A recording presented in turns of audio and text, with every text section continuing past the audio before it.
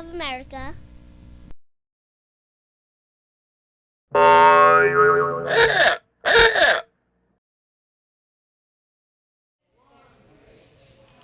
Hello, my name is Genevieve, and I am clearly a transitioning transsexual, and I want to say that the plight of the transgendered is very much a barometer of how effective we protect our First Amendment rights in this country, in that it is freedom of expression.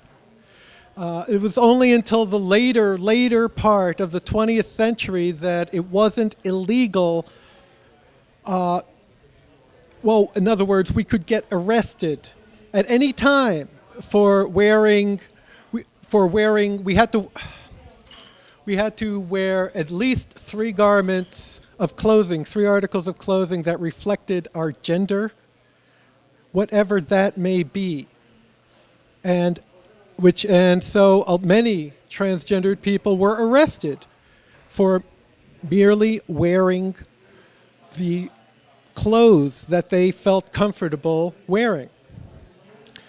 As well as even today, I mean, there is no protection. There is very little protection. It's growing, state by state, city by city. For violent crimes, transsexuals are the victims of the highest rate of violent death in this country, more so than any other minority, and yet as well as we have no rights protecting us from equality of job opportunity, equality of pretty much anything, except when it goes state by state, city by city. And like I said, that's growing, but there is no national consensus. As a matter of fact, for a while, there was a warning from the Homeland Security, from the Department of Homeland Security, that to keep an eye out for people dressed opposite gender because they could disguise and conceal weapons or whatever, and they never really made the distinction between, say, clerics who can also conceal whatever they were looking for as far as acts of terror, or even say diplomats or ambassadors. I mean, they did not make that a distinction. They only made the distinction of clothing, cross-gender clothing as a disguise, which is ironic because of how many transgender people have served faithfully and honorably in the armed forces. If we were to, for example, in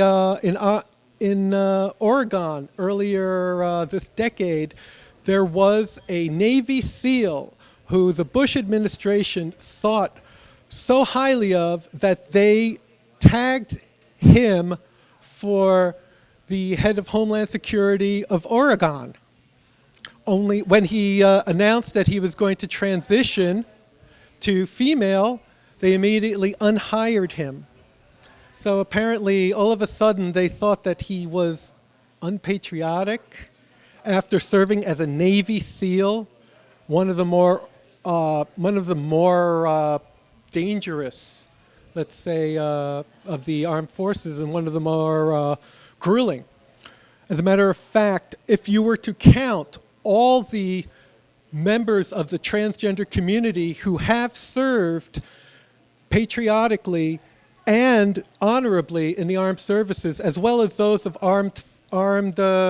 as police departments, the transgender community is probably the most patriotic community in the United States as far as serving our country.